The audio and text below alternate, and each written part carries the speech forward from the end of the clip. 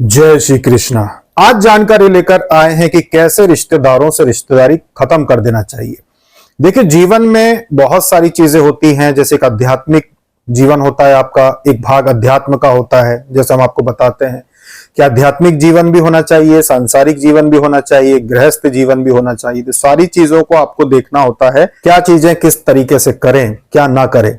तो देखो, जीवन में अगर आप प्रसन्न रहना चाहते हैं, अगर आप चाहते हैं कि आपके घर में सुख शांति रहे और आप जीवन में उन्नति कर सकें, इसके विषय में भी अब हम वीडियो में आपको जानकारी देंगे, जो कि ज्यादातर हम लाइव में आपको समझाते हैं। तो आज हम वीडियो के माध्यम से आपको एक जो मुद्दा है, एक जो प्रमुख बिंदु है, जो कुछ लोगों के मन में रहता है कि वो कुछ गलतियां करते रहते हैं, उस विषय पर आज हम आपको समझाते हैं कि कैसे रिश्तेदारों से रिश्तेदारी समाप्त कर देना चाहिए। समाप्त कर देने का मतलब ये नहीं है कि आप बोल के समाप्त कर दें कि भाई अब हम आपसे कोई रिश्ता नहीं रखेंगे। नहीं, समाप्त कर देना चाहिए मतलब कि उनको जितना हो सके अपने से दूर रखना चाहिए। जितना हो सके दूर रखो, जितना हो सके उनके यहाँ कम जाना पड़े। जाए भी तो सिर्फ एक व्यक्ति चला जाए, जब मान लो आपको आवश्यकता है किसी कार्यक्रम में जाने की, कि भाई उनके घर कुछ शादी ब्याह है, कुछ भी है और आपके परिवार को जाने की जरूरत पड़ती है, तो सिर्फ एक व्यक्ति को भेजें, वो भी 1 घंटे 2 घंटे का। चाहे आप कुछ भी तरीके की व्यवस्था सी करें कि बस 1 घंटे में आप वहां से आ जाएं। पर कैसे रिश्तेदारों से दूर रहना चाहिए, वो आज हम वीडियो के माध्यम से आपको समझाने जा रहे हैं। ये जो जानकारी हम वीडियो के माध्यम से दे रहे हैं, एक बात ध्यान रखिएगा कि ये जानकारी पूरी तरीके से जो साधक साधिकाएं हमसे व्हाट्सएप पे जुड़े होते हैं, जो अपनी अपनी समस्याएं बताते हैं, उनके उदाहरण लेके हम समझाते हैं, उनके बातों को ध्यान में रखकर हम समझाते हैं। हमसे जलने वाले लोग व्यक्तिगत रूप से जो हमसे जलते हैं, वो कृपया कर वो हमें ये मत कहिएगा कि आपने हमारे बारे में बोला है क्या वीडियो में, या आपने हमको हमारे को कुछ संकेत दे रहे हो क्या। नहीं, हमसे जलने वालों से हाथ जोड़ के निवेदन है कि कृपया कर इसे अपने ऊपर ना लें। हम यहाँ पर साधारण लोगों के ऊपर ये जानकारी देते हैं, तो कृपया कर हमें व्यक्तिगत रूप से बुरा भला न कहिएगा। क्योंकि ये चीज होती है कि हम वीडियो में जब भी सार्वजनिक रूप से कुछ कहते हैं, तो हमसे जलने वाले लोग हमें कॉल लगा के कहने लगते हैं कि आपने हमारे लिए कहा क्या। तो इसीलिए हम ये पहली बात बता दें कि हम जो भी कहते हैं सार्वजनिक रूप से कहते हैं। हम किसी के व्यक्तिगत काम में कभी कुछ नहीं कहते कि आप क्या आपके एक जो भी रोजगार है या काम धंधा है या नौकरी है, हम किसी के भी व्यक्तिगत जीवन के विषय में कुछ नहीं कहते हैं। तो हमारे भी काम काज में कृपया कर कोई रोक टोक ना करिएगा। तो मुद्दा क्या था अपना, आज का जो विषय था वो क्या था? विषय ये है कि कैसे रिश्तेदारों से रिश्तेदारी नहीं रखना चाहिए। जो कि बहुत सारे साधक साधिकाओं के जो सवाल आते हैं, जो दिक्कतें आती हैं, उसके ऊपर आज हम लेकर आए हैं। कि आपको अगर पता है कि कोई ऐसा रिश्तेदार है जो आपके माता पिता को गालियां देता हो, जब माता पिता सामने नहीं है पर आप वहां पर हैं कुछ लोगों के बीच में, और आपने देखा कि भाई कोई रिश्तेदार अपने माता पिता का नाम लेकर गाली देता है, अपने माता पिता को बुरा कहता है, अपने पिता के बारे में कुछ गलत कहता है, कि अपने पिता के बारे में अपशब्द कहता है, और आपने वो सुना, भले ही आप बच्चे थे उस समय, आप कम उम्र में थे, आपने देखा कि अपने पिता को ये रिश्तेदार गाली दे रहा है या अपने पिता के बारे में रिश्तेदार बुरा भला कह रहा है, और जब भी इसको काम पड़ता है तो ये अपने परिवार से बहुत मीठा बोलता है, या अपने परिवार में आके घुल मिल जाता है, और जब इसके यहाँ के शादी ब्याह हो जाते हैं उसके बाद ये फिर से बोलचाल बंद कर देता है, या फिर ये फिर से वैसा ही हो जाता है। तो ऐसे रिश्तेदार जो पीठ पीछे आपको पता है कि अपने माता पिता से ये जलते हैं या अपने माता पिता की बुराई करते हैं, अपने माता पिता को गाली देते हैं, और आप जानते हैं उनके विषय में, ऐसे रिश्तेदारों से हमेशा दूर रहना चाहिए। क्योंकि जीवन में आपको आज के समय में करने के लिए बहुत कुछ है। आज के समय में आपको अपने परिवार को भी देखना होता है, बच्चों के भविष्य को देखना होता है, कि बच्चों को भी लिखा पढ़ा के आपको बहुत सही व्यक्ति बनाना है। तो ऐसे में आप दीमक के जैसे, जो घुन के जैसे लोग होते हैं, ऐसे रिश्तेदारों से दूरी बनाकर रखें। जब भी आपको पता हो कि ऐसे रिश्तेदार कुछ हैं जो काम पड़ने पे मीठा बोलने लगते हैं, और काम निकलने के बाद ये या तो किसी न किसी बात पे गुस्सा हो जाते हैं, मुंह फुला के रखते हैं किसी न किसी बात पे, तो ये अपने से जलते हैं। और जलने वाले रिश्तेदार जो होते हैं, ध्यान रखना, वो हमेशा आपकी बातें काटेंगे, आप में कमियां गिनाएंगे कि भाई ऐसा है। जैसे अभी कुछ समय पहले की बात है कि हमारे यहाँ पे ही कुछ एक छोटा सा कार्यक्रम हुआ था, तो कुछ लोगों से हमारे व्यवहार अच्छे नहीं हैं। अच्छे हमारी तरफ से तो अच्छे थे, पर उनकी तरफ से अच्छे नहीं रहे। हमेशा पीठ पीछे वो गाली देते थे हमारे परिवार के लोगों को, तो हमने उनको नहीं बुलाया।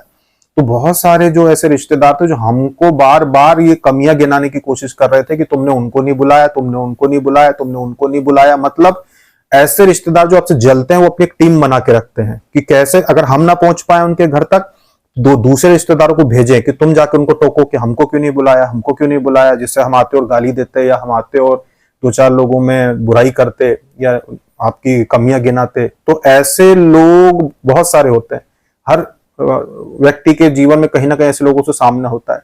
तो आप भी ऐसे रिश्तेदारों से सावधान रहे। अगर आपको पता है कि कोई रिश्तेदार आपके पिता को, माता को गाली देता है, पीठ पीछे बुराई करता है और इसके मन में जलन है आपके लिए, तो आज इतना व्यस्त जीवन है लोगों का, आज अगर आप चाहते हैं कि आपके दिमाग में कोई भी मानसिक तनाव ना आए, आपके बच्चों की परवरिश पे कोई किसी प्रकार का कोई बाधा उत्पन्न ना हो, कि भाई घर का माहौल खराब ना हो, कि किसी रिश्तेदार जिसके आप बात करना भी पसंद नहीं करते अपने घर में, कि यार ऐसे लोगों की बात भी घर में नहीं होना चाहिए जो अपने से जलते हैं, तो उसमें आपको यही भलाई है कि ऐसे लोगों से जितना हो सके दूरी बना ले।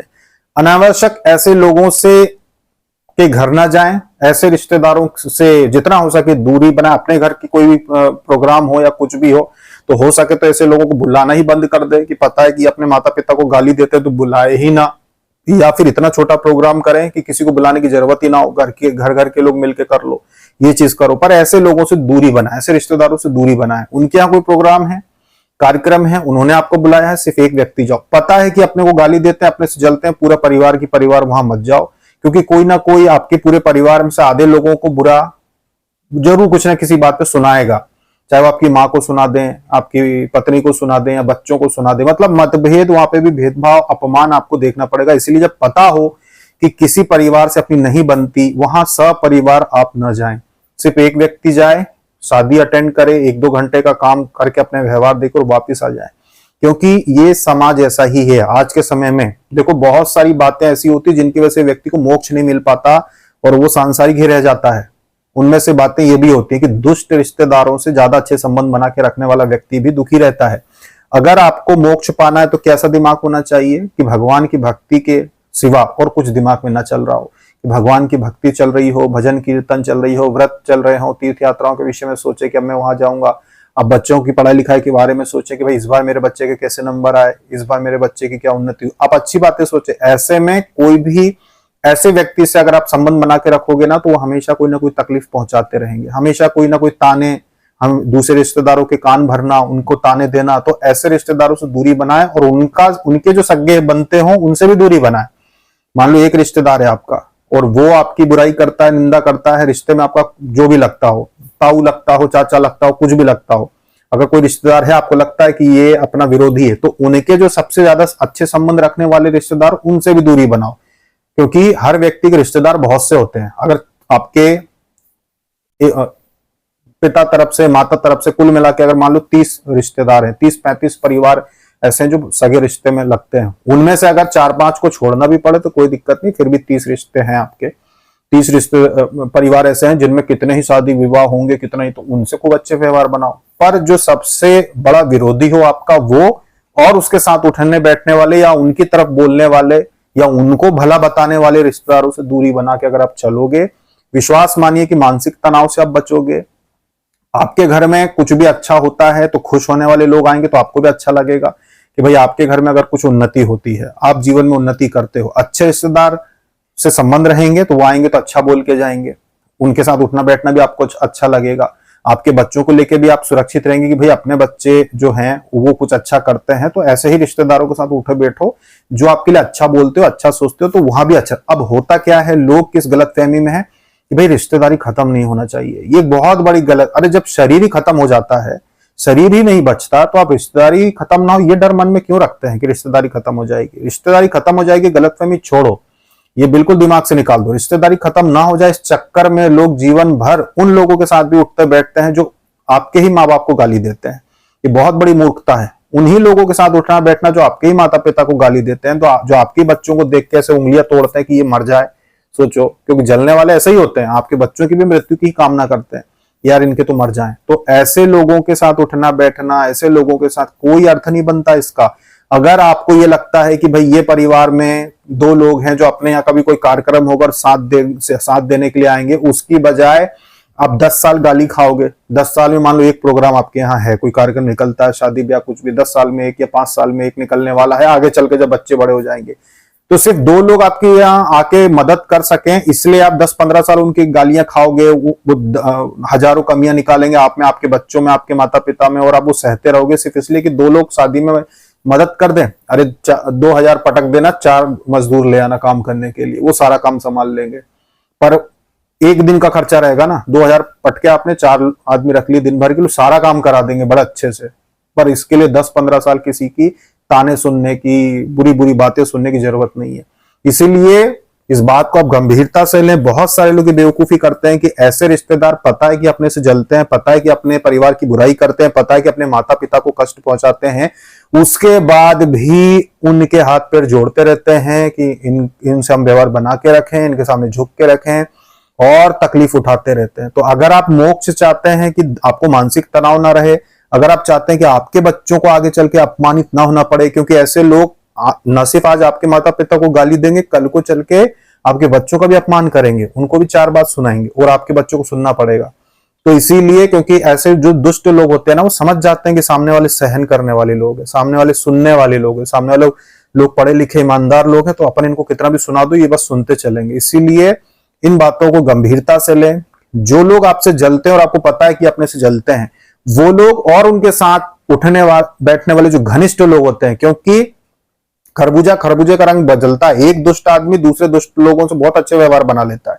तो इसीलिए इस बात को समझें कि आपकी बुराई करने वाले लोग, आपसे जलने वाले लोग और उनके साथ उठने बैठने वाले लोग, ये सारे के साले एक ही, सारे के सारे बोल रहे हैं हम, साले नहीं बोल रहे, गाली नहीं बोल रहे हम सारे के सारे बोल रहे हैं। सारे के सारे लोग एक ही रंग में रंगे होते हैं। तो इसीलिए ऐसे लोगों के साथ कम से कम उठना बैठना करें। ऐसे लोगों से जब बहुत जरूरत ज्यादा पड़ती है कि भाई विवाह है और विवाह में आना जाना जरूरी है, तो बस उसी ही दिन जाएं, एक दिन जाएं, 1 घंटे के लिए, 2 घंटे के लिए, व्यवहार देकर वापिस आ जाएं। इतने ही व्यवहार रखें, इसके अलावा अन्य व्यवहार न रखें। तो आप देखेंगे कि आपका जीवन काफी अच्छा बीतेगा, घर में शांति बनी रहेगी।